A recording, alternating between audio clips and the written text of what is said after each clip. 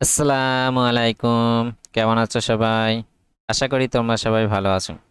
SLST mathematics নামে আমাদের যে হোয়াটসঅ্যাপ গ্রুপ ও টেলিগ্রাম চ্যানেল আছে, এখানে প্রতিদিন দুটো করে ইম্পর্টেন্ট কোশ্চেন শেয়ার করা হয়।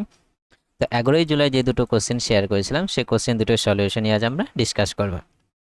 চলো দেখি first question. If the tangent at the point P with coordinate h, k on the curve y square equals to 2x cube is perpendicular to the straight line 4x plus 3y, then hk equals to, দেখো এই কার্ভের উপর একটা point P আছে যার coordinate আমার কে, সেই কে পয়েন্টে ট্যানজেন্টটা এই লাইনের সাথে কি আছে, আমার পারপেন্ডিকুলার আছে। তাহলে কে এই পয়েন্টটা অ্যাকচুয়ালি কি হবে সেটাই আমাদেরকে বের করতে হবে। তো দেখো ধরে নিলাম আমরা এই কার্ভটা আমার Y square equals to 2x cube, এই কার্ভের একটা পয়েন্ট কে সাপোজ এখানে আছে, এই পয়েন্টের ট্যানজেন্ট আমার এইটা, এই ট্যানজেন্টটা 4x প্লাস 3y এই লাইনের সাথে আমার কি আছে, পারপেন্ডিকুলার আছে। তো আমরা কি করব, এই পয়েন্টে ট্যানজেন্টের স্লোপ বের করব। আর এটা স্লোপ তো আমরা খুব সহজে বের করতে পারবো y equals to mx plus c ফর্মে যদি লিখি। তাই দুটো কি আছে, পারপেন্ডিকুলার আছে, এই ট্যানজেন্টটা আর এই লাইনটা। তাহলে এই স্লোপের প্রোডাক্টটা কি হবে, আমার -1 হবে। ঠিক আছে, তো সেই কাজটি আমরা করব। তো এখানে এই কার্ভের ট্যানজেন্টের স্লোপ বের করার সময় কি ডেরিভেটিভ করেও বের করতে পারি। তাহলে যদি আমরা ডেরিভেটিভ করি তাহলে কত পাবো, 2y dy dx equals 6x square হবে। ঠিক আছে, তো ডিওয়াই ডিএক্স এর ভ্যালুটা কিন্তু পেয়ে যাব। তো ডিওয়াই ডিএক্স এটা কত হবে আমাদের, 6x স্কোয়ার বাই 2y। এবার দেখো এটা 3 দিয়ে কেটে যাবে, তাহলে আমাদের 3x স্কোয়ার বাই ওয়াই। এর কোন পয়েন্টে সেটা আমাদের বলে দিয়েছে, এইচ কমা কে পয়েন্টে। তাহলে এখানে যদি আমরা বসিয়ে দিই তাহলে এটার স্লোপটা আমরা পেয়ে যাব, মানে এই ট্যানজেন্টের স্লোপটা আমরা পেয়ে যাব। তো ট্যানজেন্টের স্লোপ সাপোজ m1ই ধরলাম। ঠিক আছে, তাহলে আমরা এইচ কমা কে বসিয়ে দেবো, এক্স এর জায়গায় এইচ আর ওয়াই জায়গায় কে। তাহলে আমরা m1টা পেয়ে যাব 3a স্কোয়ার বাই কে। ঠিক আছে, এবার দেখো এই পয়েন্টটা আমার এই কার্ভের উপরে আছে, তাহলে এখানেও আমরা স্যাটিসফাই করে দিতে পারবো। তাহলে এখানে যদি আমরা ওয়াই এর জায়গায় কে বসাই তাহলে আমরা পাবো K square equals to 2h cube. এবার দেখো এটা স্লোপ পেয়ে গেলাম, এই লাইনটা স্লোপ, এই লাইনটা স্লোপ বের করতে হবে। তো এই লাইনটা থেকে আমরা খুব সহজে y equals to mx plus ফর্মে c ফর্মে লিখতে পারবো। তাহলে y ইকুয়ালস টু কি লিখতে পারবো, দেখো 4/3, c নেই কো, তাহলে এই 4/3 এটা কি হবে, আমার এই লাইনের স্লোপ হয়ে যাবে। তাহলে আমরা যদি m2 দ্বারা রিপ্রেজেন্ট করি এই লাইনের স্লোপ, তাহলে কত হবে আমাদের 4/3। ঠিক আছে, কারণ y equals to mx plus c যদি ফর্মে থাকে লাইন, তাহলে mটা কি হয়, স্লোপ হয়। এবার দেখো দুটো পারপেন্ডিকুলার আছে, তাহলে আমরা কি হবে, m1 ইন্টু m2, এটা ভ্যালু কত হবে আমার, -1 হবে। তাহলে m1 এর ভ্যালু কত, 3a square by K, m2 value আমার কি 4/3 ইকুয়ালস টু -1। তো 3 ক্যান্সেল আউট হয়ে গেল। সো সেখান থেকে আমরা পেয়ে গেলাম কে ইকুয়ালস টু 4h স্কোয়ার। ঠিক আছে, এখান থেকে আমাদের এইচ অথবা কে যে কোনো একটা বের করতে হবে, সেজন্য জন্য আমাদের এটার হেল্প নিতে হবে। ঠিক আছে, এখানে কে স্কোয়ারের ভ্যালু আছে, দেখো এখানে আমাদের কে আছে, তো আমরা বোথ সাইডে স্কোয়ার করে দিচ্ছি, তাহলে কে স্কোয়ার চলে আসবে। তো কে স্কোয়ার ইকুয়ালস আমরা কত লিখতে পারবো, 16h⁴ হয়ে যাবে এটা। ঠিক আছে, এর কে স্কোয়ারের ভ্যালু আমরা বসিয়ে দিতে পারবো। আমরা এই পার্টটা এখানে করছি, পরের পার্টটা। তো এখানে যদি কে স্কোয়ারের ভ্যালু বসিয়ে দিই 2h কিউব, তাহলে আমরা কি পাবো, 2h কিউব ইকুয়ালস 16h⁴। আমাদের এটা রাইটে নিয়ে যায় এবং যদি কমন নেই তাহলে আমাদের 2h কিউব কমন চলে যাবে।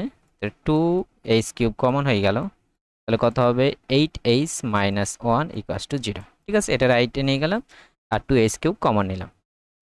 তো দেখো কিন্তু আমরা দুটো রিলেশন পাই, এখান থেকে একটা 8h - 1 equals to 0। So h এর ভ্যালু আমরা পাবো কত, 1/8। এবার এখান থেকে আমরা h এর ভ্যালু 0 পেতে পারি। ঠিক আছে, কিন্তু h এর ভ্যালু 0 যদি আমরা এখানে বসাই, কে এর ভ্যালু কত আসবে, আমরা 0 আসবে। কিন্তু এখানে যদি দুটোই 0 বসাই তাহলে আমাদের স্লোপটা কিন্তু আনডিফাইন্ড চলে আসবে। ঠিক আছে, সেই জন্য আমরা এইচ এর ভ্যালু 0টা আমরা নিতে পারবো না। ঠিক আছে, কেন নিতে পারলাম না, এইচ এর ভ্যালু 0 এখানে বসালে কে এর ভ্যালু এখানে বসালে 0 আসবে, আর সেই দুটোই 0 বসালে এটা আমার আনডিফাইন্ড 0/0 ফর্মে চলে আসবে, আনডিফাইন্ড আসবে, তাহলে আমরা এটা নিতে পারবো না। তাহলে এইচ এর ভ্যালু একটাই নিতে পারবো, সেটা হচ্ছে 1/8।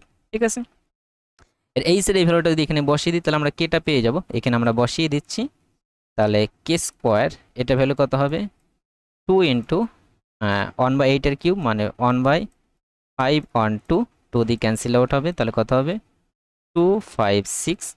তাহলে কে এর ভ্যালু দেখো আমরা প্লাস মাইনাস 1/√, এটা মানে 16 পাবো। ঠিক আছে, এবার কথা হচ্ছে প্লাসটা নেব না মাইনাসটা নেব সেটা আমাদের দেখতে হবে। এবার দেখো এটা আমার 4/3 এসেছিল আর 3a² আছে। ঠিক আছে, এইচ এর ভ্যালু যদি আমরা পজিটিভ, এইচ এর ভ্যালু তো সবসময় কি আছে পজিটিভ আছে, তো এই দুটোর প্রোডাক্ট করে আমার -1 পাচ্ছি। ঠিক আছে, এইচ এর ভ্যালু পজিটিভ, তাই কে এর ভ্যালু পজিটিভ নিতে পারে, নেগেটিভ নিলে আমাদের মাইনাস আসবে। এটা তো পজিটিভ এটাও পজিটিভ, আমার শুধু এই কে আছে, তো কে এর ভ্যালু পজিটিভ নেগেটিভ ডিপেন্ড করে আমার এটা -1 আসবে, তো অবশ্যই কে এর ভ্যালু কত হবে নেগেটিভ হতে হবে। তার মানে আমরা কে এর যে ভ্যালুটা পাবো সেটা কত হবে -1/16। প্রতিটা পার্ট ইম্পর্টেন্ট কিন্তু খেয়াল রাখতে হবে এখানে কে এর ভ্যালুটাও কিন্তু ইম্পর্টেন্ট, পজিটিভ না নেগেটিভ হবে। ঠিক আছে, কারণ নেগেটিভ বসালেই কিন্তু আমার কিন্তু মাইনাস এখানে 1 আসবে, মাইনাস আসবে। ঠিক আছে, যদি পজিটিভ বসে তো সবগুলোই তো পজিটিভ হয়ে যায়, তাহলে পজিটিভে গুণফল করে তো নেগেটিভ আসবে না। ঠিক আছে, সেই জন্য কে এর ভ্যালু কত হবে -1/16। তাহলে আমাদের পয়েন্টটা বের করতে বলেছে, তাহলে কত হবে 1/8, -1/16। আশা করি তোমরা বুঝতে পেরেছো। তো সেটা দেখো আমাদের বি যে অপশানটা, সেই অপশানটা আমাদের রাইট হবে। তাহলে আমরা নেক্সট প্রশ্ন দেখে নিই। Question number 2, consider the family f of the curves in the plane given by x equals cy², where c is real parameter, and let g be a family of curves having the following properties. Okay, every member of g intersect each member of f orthogonally, then g is given by। দেখো F একটা family of curve দেওয়া আছে, collection of curve, যেটা equation দেওয়া আছে x equal to cy²।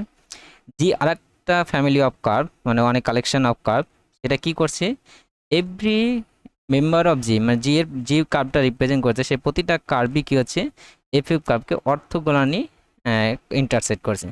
দুটো curve অর্থোগোনালি intersect করা মানে কি সেটা আমি বলে দিই। একটা কার্ভ আছে একটা কার্ভ আছে, সো যে পয়েন্টে ইন্টারসেক্ট করছে সে পয়েন্টে আমরা যদি দুটো কার্ভেরই ট্যানজেন্ট করি, এই কার্ভের উপর ট্যানজেন্ট টানলাম, এই কার্ভের উপরও ট্যানজেন্ট টানলাম, এই ট্যানজেন্ট যদি পরস্পর পারপেন্ডিকুলার হয় তখন বলা হয় যে দুটো কার্ভ অর্থোগোনালি ইন্টারসেক্ট করছে। ঠিক আছে, যখন এইভাবে ইন্টারসেক্ট করছে অ্যাকচুয়ালি কি সেটা অর্থোগোনালি ট্র্যাজেক্টরি হয়। ঠিক আছে, যখন এইভাবে কাট করে, তাহলে অ্যাকচুয়ালি আমাদের কি এই কার্ভের অর্থোগোনালি ট্র্যাজেক্টরিটা বের করলে আমাদের হয়ে যাবে।